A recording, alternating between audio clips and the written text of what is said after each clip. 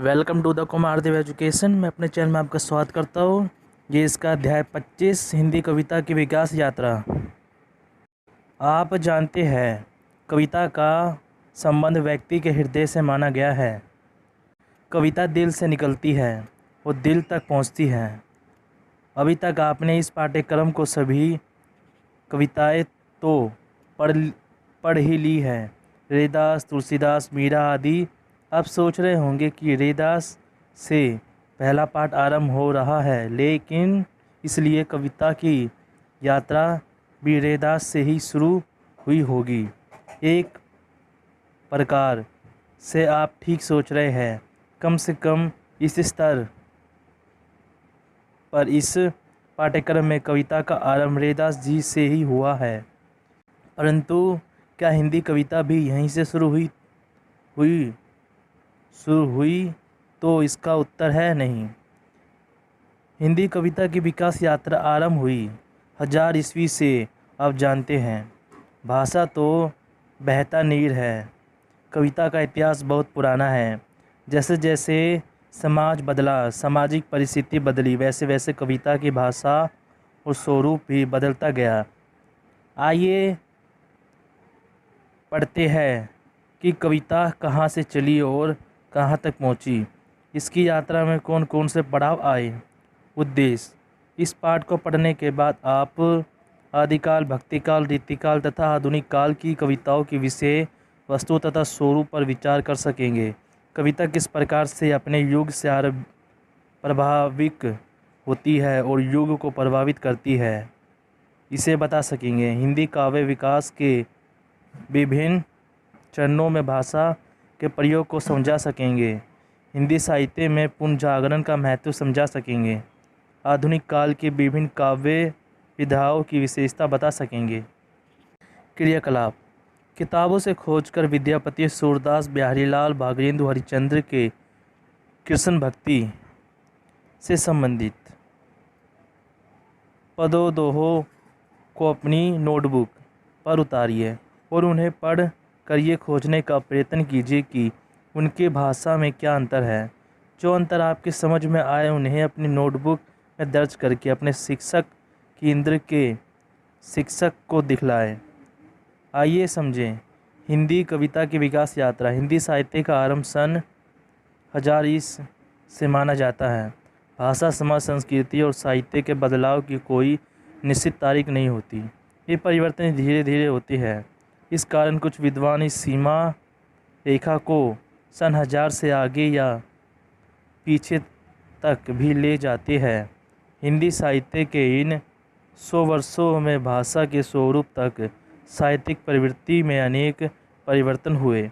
इस परिवर्तनों पर विचार करने के लिए हम यह समुच्चय साहित्य को 4 मोटे मोटे भागों में विभाजित करते हैं। ये भाग मुख्यतः भाषा के अनुसार है। अंत इन्हें काल कहते हैं।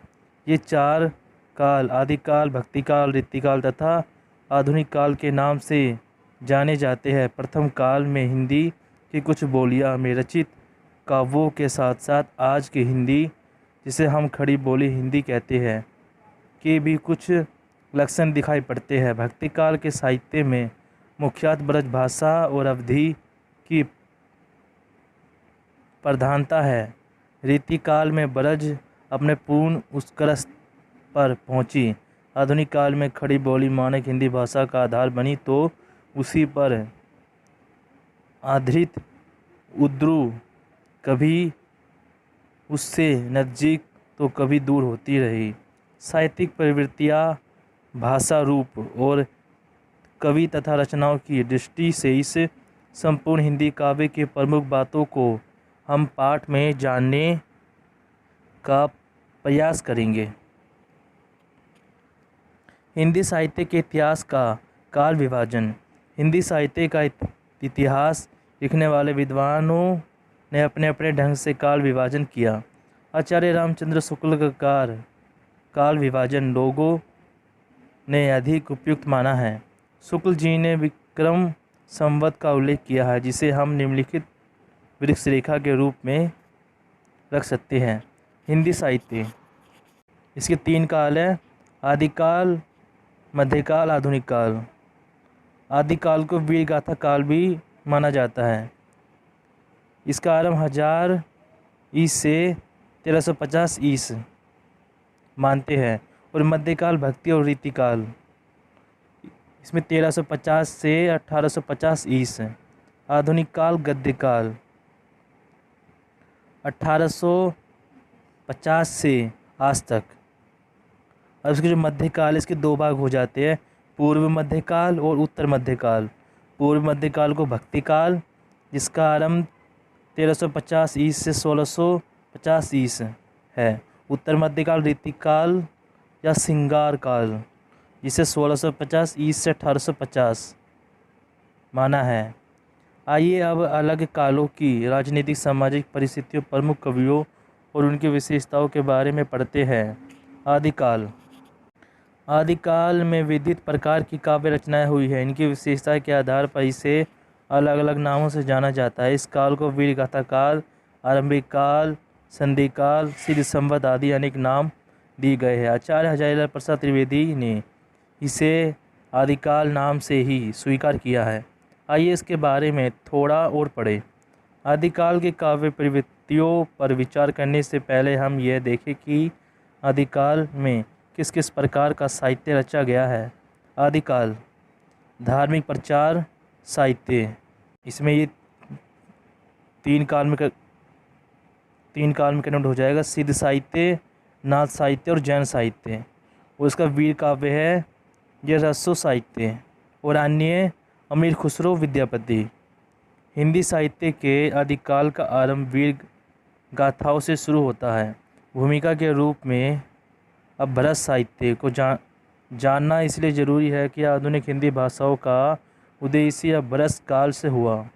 अपभ्रंश में रचा संवत्ति 7वीं सदी के आसपास मिलने लगती है, लेकिन 10वीं सदी तक आते आते इसमें प्रचुर मात्रा में साहित्य लिखा जा चुका था। अपभ्रंश साहित्य पर विचार करते समय इस बात का ध्यान रखना चाहिए कि यह रचनाएं शुद्ध साहित्यिक कोटि की नहीं थी। ये रचनाएं विभिन्न धार्मिक संप्रदायों, मतों की ओर धर्मों मतों के प्रचार के लिए लिखी गई थी। बौद्ध धर्म का जब पतन हुआ तो वह हीनयान और वज्रयान दो शाखाओं में बंट गए। इसमें पूर्व में ब्रजयानी बिहार से लेकर असम तक फैले हुए थे। 84 सिद्ध इन्हीं में हुए। सिद्ध गुरु गोरखनाथ भी इन्हीं 84 सिद्धों में से एक थे। इन्होंने अलग से नाथ पद चलाया। गोरखनाथ का समाज राहुल सकृत्यन जी के अनुसार विक्रम की 10वीं सदी ठहराता है, यानी पृथ्वीराज चौहान के कुछ समय बाद में। एक बात ध्यान देने की है, यही नाथ पद और सिद्ध संप्रदाय आगे चलकर भक्ति संप्रदाय के आधार बना। कम से कम ज्ञान सही शाखा का 75% तो इन्हीं से लिया गया था। साकी बनी पद आदि विद्याएं इसी काल में पनपी। साधुओं की साधुकट्टी और संध्या भाषाओं का उदय भी इन्हीं नाथों और सिद्धों से मानना चाहिए। ज्ञान सी शाखा का रहस्यवाद तो पूरा का पूरा इन्हीं का था। इसके अतिरिक्त जाति पाति का विरोध, मूर्ति पूजा का विरोध भी यहीं से आया। नाथ और सिद्ध की भाषा देश भाषा मिश्रित अपभ्रंश है, अर्थात पुरानी हिंदी की काव्य भाषा। उस समय रचनाएं मुख्य रूप से दोहों, चौपाइयों तथा पदों में की जाती थी, लेकिन इन नाथों और सिद्धों की रचनाओं को शुद्ध साहित्य की कोटि में मानकर धार्मिक अधिक माना गया। सिद्ध साहित्य आप सभी पढ़ चुके हैं कि बौद्ध धर्म की एक शाखा वज्रयान कहलाई। इस शाखा के विद्वान सिद्ध कहलाए। सिद्धों की संख्या 84 बताई गई है। इन सिद्धों ने बौद्ध धर्म के वज्रयान तत्व का प्रचार करने के लिए जो साहित्य जनभाषा में लिखा वह सिद्ध साहित्य कहलाया। सिद्धों के नामों के आगे अर्धात पा जोड़ा जाता है। इसे सरपा, सबरपा, लुइपा, डोभिमा, कहपा आदि सरपाकृत दोहाकोष्ठ तथा सरबराकृत चयपद सिद्ध साहित्य के प्रमुख ग्रंथ है। सिद्ध साहित्य का प्रभाव भक्तिकाल तक विशेष संत साहित्य पर दिखाई देता है। नाथ साहित्य सिद्धों की वाम गर्मी भौम भोग प्रधान योग साधना की प्रतिक्रिया के रूप में आदिकाल में मच्छरेंद्रनाथ तथा गोरखनाथ, जिनके नाम पर गोरखपुर शहर बसा है, ने नाथ पंथ चलाया। गोरखपुर में बहुत बड़ा गोरखनाथ का मंदिर है। नाथ पंथ सिद्धों का ही सुधारा हुआ रूप है। नाथों की संख्या 9 बताई गई है। इस नाथों द्वारा रचित प्रचारणात्मक साहित्य नाथ साहित्य कहलाया। नाथ साहित्य के आरंभकर्ता है गोरखनाथ। इसकी 14 रचनाएं बताई जाती है। डॉक्टर वस्त्रवाल ने गोरखवाणी नाम से इसकी रचनाओं का एक संकलन स्थापित किया। इसके साहित्य में लोक नीति और साधना की व्यापकता है। गुरु गोरखनाथ ने सहयोग का उपदेश दिया था। हाँ का अर्थ है सूर्य और ठा का अर्थ है चंद्र। इस दोनों के योग को ही हठ योग कहते हैं। गोरखनाथ ने ही अष्ट चक्रों वाला योग मार्ग हिंदी साहित्य में चलाया था। गोरखनाथ ने लिखा है कि धीर वही है जिसका चिंत कृत ना हो। 9 लाख पत्री आगे नाचे पीछे सहज अकड़ा, ऐसे मन लेह जोगी खोले तग अंतरिक बसे भंडारा। स्पष्ट है कि खड़ी बोली की झलक गोरखनाथ की रचनाओं में मिलती है, इसलिए इन्हें हिंदी का आदि कवि कहा जाता है। इसी परंपरा का विकास भक्तिकाल के कवि कबीर में मिलता है। अन्य प्रसिद्ध नाथपंथी कवि है चौरंगीनाथ, गोपीचंद, भरथी, गिरधरी आदि। इन सभी कवियों ने पर्याय गोरखनाथ का ही अनुसरण किया। जैन साहित्य जिस प्रकार हिंदी के पूर्वी क्षेत्र में सिद्धों ने बौद्ध धर्म का प्रचार हिंदी कविता के माध्यम से किया, उसी प्रकार पश्चिमी क्षेत्र में जैन साधुओं ने अपने मत का प्रचार किया। जैन साहित्य का सर्वाधिक लोकप्रिय रूप रास ग्रंथ है।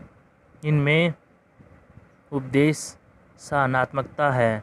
मुख्यतः जैनों तीर्थंकरों के जीवन चरित्र तथा वैष्णव अवतारों की कथा है। शालिभद्र सूरि रचित भरतेश्वर बाहुबली रस को जैन साहित्य का रस परंपरा का पहला ग्रंथ माना जाता है। इस ग्रंथ में भरतेश्वर तथा बाहुबली का चित्रित वर्णित है। इस प्रकार से जैन आचार्य ने छावकाचार की रचना की। आसगुरु की रचना है चंद्र बालारास। जिन धर्म सूरी की कीर्ति है। स्तुरी भद्ररास विजय सेन सूरी ने रेवत गिरिरास की रचना की तथा सुगमती मणि ने नेमिनाथ का चरित्र नेमिनाथ रास में प्रस्तुत किया। स्वयंभू सर्वाधिक प्रसिद्ध हुए। रसो साहित्य या वीर काव्य या वीरगाथा काल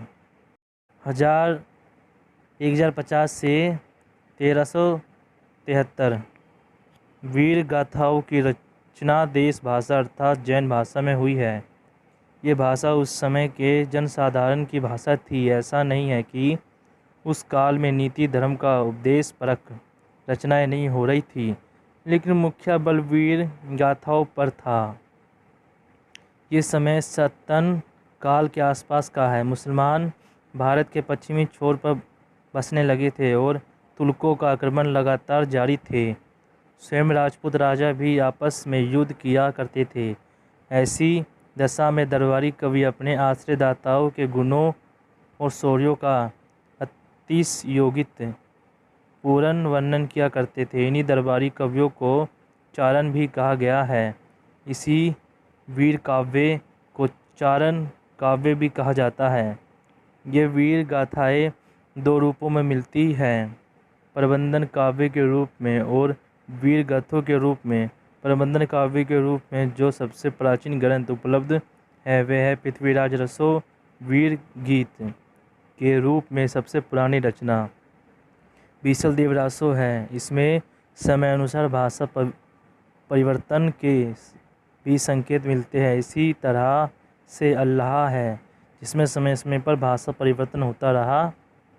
खुमान रसो शिव सिंह सरोज के अनुसार एक अज्ञात नामी भट्ट ने खुमान रसो नामक काव्य ग्रंथ लिखा था, जिसमें श्री रामचंद्र से लेकर खुमान तक के युद्धों का वर्णन है। संवत 810 से लेकर 1000 के बीच चित्तौड़ों में रावल खुमान नामक 3 राजा हुए। कर्नल टॉड ने इस तीनों को एक मानकर इसके युद्ध का वर्णन किया है। खुमान के समय बगदाद के खलीफा असमान ने चित्तौड़ पर आक्रमण किया, उसकी रक्षा हो गई। खुमान ने 24 युद्ध किए और सन 869 से 883 तक राज्य किया। ये सारा वर्णन दलपति विजय नामक किसी रसों पर आधारित है। बीसल देव रासो नरपति नरह नामक कवि बीसल देव का समकालीन और संवत उसका दरबारी कवि था। इसने बीसल देव रासो नामक एक छोटा सा ग्रंथ लिखा। शाल्गंधर कृत हमीर रसो जगनीत रचित बलमार रसो उत्तर प्रदेश में अलखंड के नामक से जो काव्य प्रचलित है, धीरे धीरे अल्लाह लोकगीत की एक शैली बन गया है। आधुनिक विषयों पर भी अल्लाह लिखे जाने लगे। इसी काव्य की ये पंक्तियाँ हैं जो लोक जिह्वा पर चढ़ गई है। 12 बिसल सो कुकर जीवे रहू तेरे लो जिए सेयार बस 18 क्षेत्रीय जीवे आगे जीवन को धिक्कार। पृथ्वीराज रसो हिंदी का प्रथम महाकाव्य है और इसके रचयिता चंदबरदाई हिंदी के प्रथम महाकवि है। पृथ्वीराज रसो 2500 पृष्ठों का बहुत बड़ा ग्रंथ है, जिसमें 96 अध्याय है, जिसमें प्राचीन समय में प्रचलित पर्याय सभी छंदों का प्रयोग हुआ है। पृथ्वीराज रसो पूरा चंद का लिखा हुआ नहीं है। इसका उत्तरार्ध उनके पुत्र चुल्हान ने पूरा किया। उनका संकेत रसों में ही मिलता है। पुस्तक जिन्होंने हाथ दे चली गजन नीत काज। अन्य रचनाएं अब तक हम हिंदी साहित्य के आदि काव्य पर बहुत बातें कर चुके हैं। हमारे शुरू में ही कहा जाता है कि असल में रसों ग्रंथों नाथों और जैनियों की रचनाओं में बहुत कुछ प्राकृत का अंश बच रहा था। वह शुद्ध हिंदी की कोटि में नहीं आती। शुद्ध हिंदी में रचनाएं प्रवृत्ति काल में ही हो पाई और उस समय उसके 2 प्रतिनिधि कवि थे। पश्चिमी में अमीर खुसरो और सिंदूर पूर्व में विद्यापति। खुसरो ने अपनी रचना 1340 के आसपास आरंभ की। इन्होंने बलबन से लेकर अलाउद्दीन कुतुबुद्दीन मुबारक शाह आदि कई शासकों का जमाना देखा था। इसकी मृत्यु 1381 में हुई। ये फ्रांसी के बहुत अच्छे कवि थे। सरल भाषा में इनकी मुकरिया और पहेलियाँ बहुत प्रसिद्ध हैं। इनकी बोली पर दिल्ली तथा मेरठ की तत्काल भाषा का प्रभाव था। खड़ी बोली के पुराने रूप के दर्शन अमीर खुसरो की पहली तथा मुकरियों में किए जा सकते हैं। इस भाषा में अरबी तथा फ्रांसीसी शब्दों का प्रयोग हिंदी क्रियाओं के साथ किया गया है। खुसरो की निम्नलिखित पहली, जो आज भी लोगों की जुबां पर है: एक थाल मोती का भरा, सबके सर पर ओढ़ा धरा, चारों ओर वह थाली फिरे, मोती उससे एक न गिरा। आकाश। उनकी भाषा का एक और नमूना देखिए: बाला था जब सबको भया, ढंढा हुआ कुछ काम न आया, खुसरो कह दिया उसका ना हो, अर्थ करो नहीं छोड़ो गाँव। दिया यानी दीपक। इनके आपको पहले भी बता दिया, उसका ये बता दिया, ये आकाश के बारे में बता रहे और ये दीपक के बारे में। विद्यापति। आप बरस के भी कवि, लेकिन जिसमें कारण ये कोकिल मैथिली कहलाए, वह इनकी पद्मावली है जो उस क्षेत्र में प्रचलित मैथिली में है। विद्यापति के पद पर्याय श्रृंगार के ही है, जिसमें नायक और नायिका कृष्ण और राधा है। विद्यापति 1460 के तिहर के राजा शिवसिंह के यहाँ वर्तमान थे। उनके काव्य में वैष्णव धर्म की मर्यादा और शैव मत का सममातीय भाव दोनों एक साथ मिलते हैं। काव्य भाव और शरीर के सौंदर्य के अनेक चित्र उनके काव्य में मिलते हैं। हालांकि अपने समय की परंपरा के अनुसार विद्यापति ने अपने आश्रयदाता राजाओं को केंद्र में रखकर कीर्तिलता और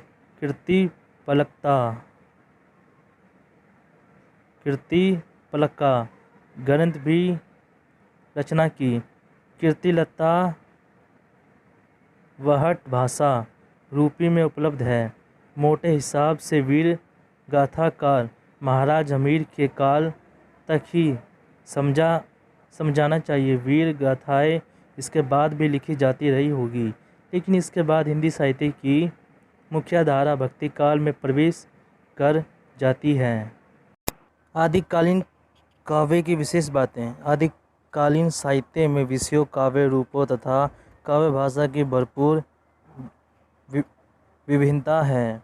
सिद्ध कवि सरपा पंडित राहुल संकृत्यायन के अनुसार हिंदी परंपरा के पहले कवि हैं। नाथपंथियों ने योगियों को सबसे ऊंचा बताया और जैन कवियों ने अपनी धर्म साधना को सीधे सीधे अभिव्यक्त किया। चंद्रबाई कृत पृथ्वीराज रसो इस काल का प्रसिद्ध वीर काव्य है। यो कुछ लोग नरपति नरहर रचित विसल देव रसो गीतात्मक ग्रंथ को पहला वीर काव्य मानते हैं। जनगीत ने प्रसिद्ध राजा भारमल के वीर सेनापति अल्लाह के अद्रुल के संबंध में परमाल रसो नामक ग्रंथ रचा। यह ग्रंथ उपलब्ध नहीं है। बुंदेलखंड में लोकप्रिय अल्लाह इसी काव्य ग्रंथ का अंश है। वीरतापूर्ण रचनाओं द्वारा वीरों को प्रेरित करने का कार्य कवियों ने किया।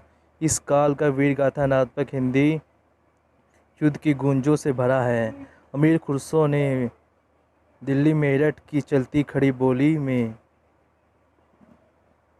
मुखरिया, पहलिया तथा दोहे रचे। विद्यापति ने अपनी कृष्ण भक्ति के पदों में श्रृंगार का सुंदर चित्रण किया और कीर्तिलता अबहट में लिखी। भक्तिकाल से अभिप्राय। भक्तिकाल के कवियों की रचना आप रैदास, तुलसीदास, मीराबाई आदि के पाठों में पढ़ चुके हैं। आप जानते हैं भक्ति का अर्थ है भजना, पूजा आदि में अनुराग तथा कथा आदि में अनुरहित को भक्ति कहते हैं। इसीलिए हिंदी साहित्य का वह समय इसमें ईश्वर की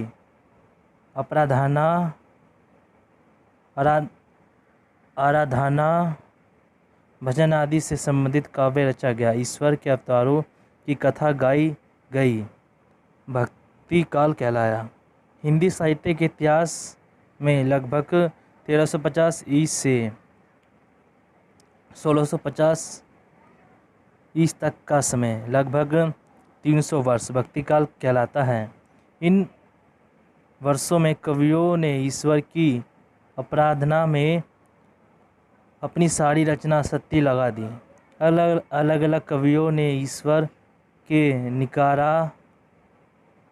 निराकार, जिसका कोई आकार या रूप नहीं, और साकार, जिसका आकार और रूप है, रूप का वर्णन किया और आपसी भेदभाव भुला कर प्रेम से रहने का उपदेश दिया। धर्म के भारी अडमरों, दिखावों आदि की आलोचना की और इसकी बुराई का पहार किया। ऐसे ही काव्य को भक्ति काव्य कहा गया।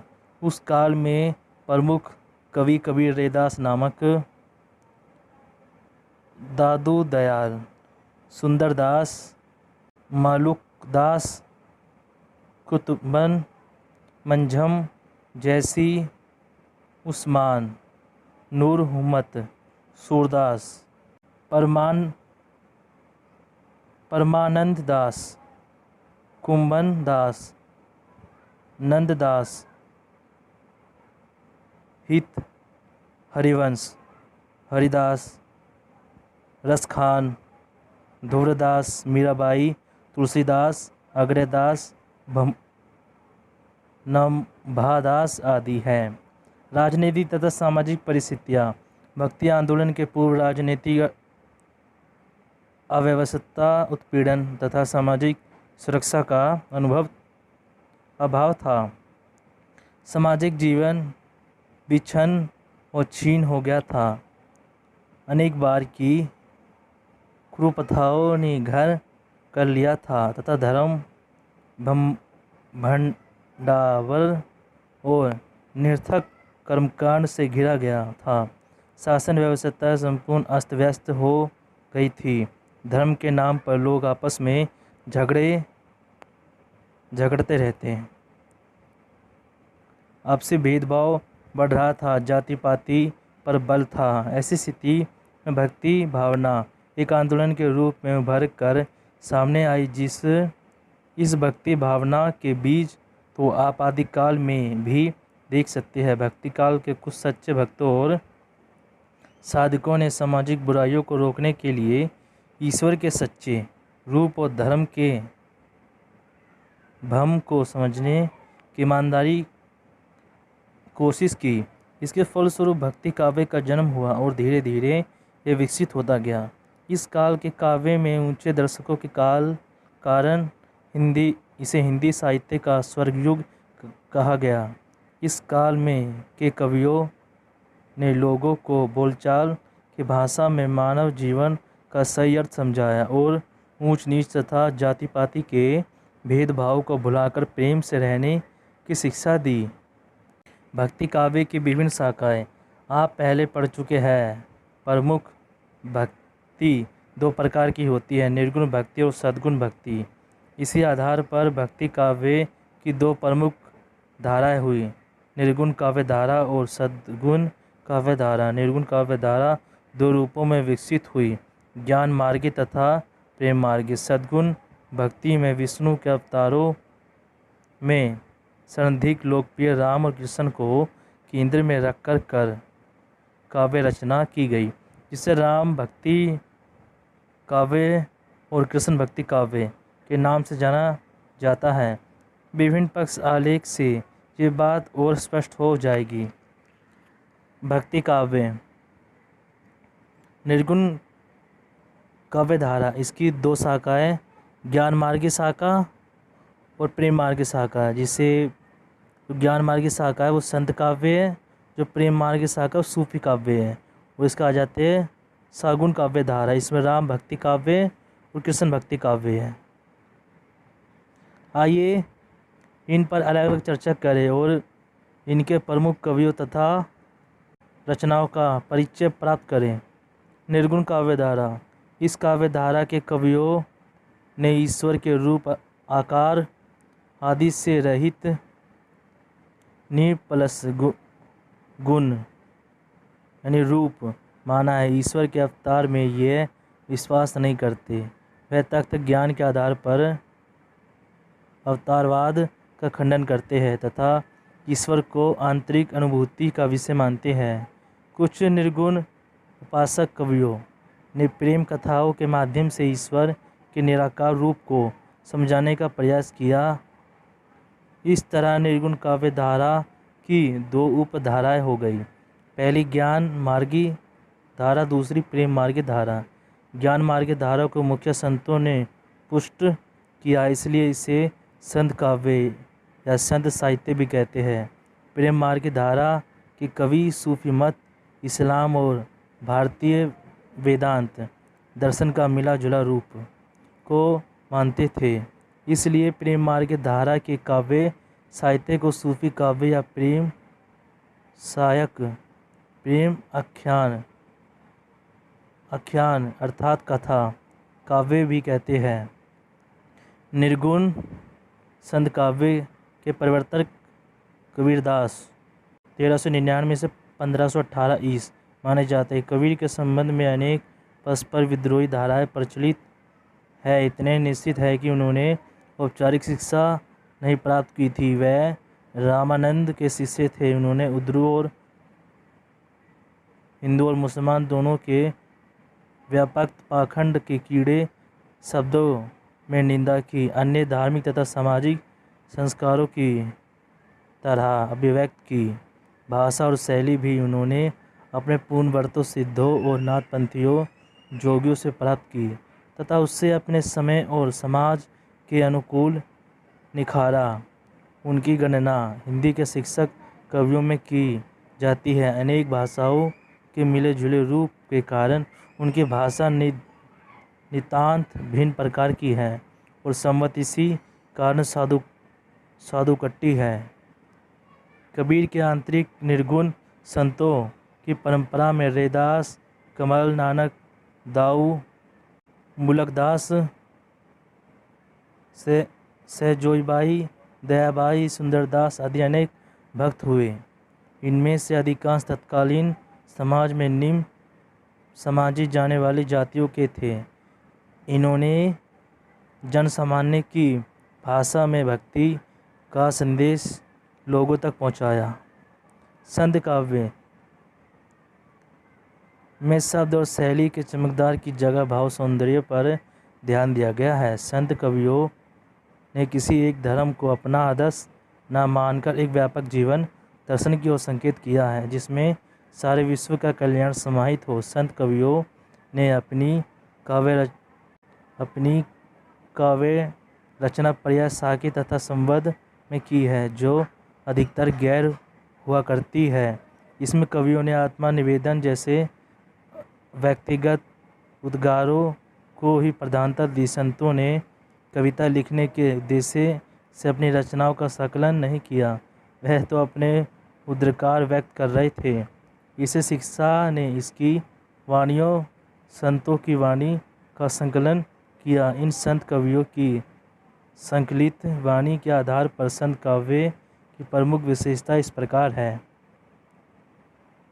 संत काव्य की विशेषता: संतों ने ईश्वर को रूप गुण से रहित मानकर उसके नाम की उपासना पर बल दिया। अवतारवाद को इसलिए स्वीकार नहीं किया। ईश्वर प्राप्ति में माया को बाधक कहकर उसका तिरस्कार किया। गृहस्थ जीवन में रहते हुए ईश्वर भजन का उपदेश दिया। माला पहनने, मूर्ति पूजा करने, तीर्थ आदि में जाने को धार्मिक पाखंड कहकर उनका खंडन किया। ब्राह्मण, क्षेत्रीय, वेशी तथा शूद्र वर्गों के आधार पर लोगों को ऊंच या नीच, श्रेष्ठ या हीन समझने वाले वर्ग व्यवस्था की इन्होंने विशेष रूप से निंदा की और हंसी उड़ाई। संतों ने मुखिया गैर मृतकों की रचना की। संत साहित्य में सूफियों को प्रचुर्य है।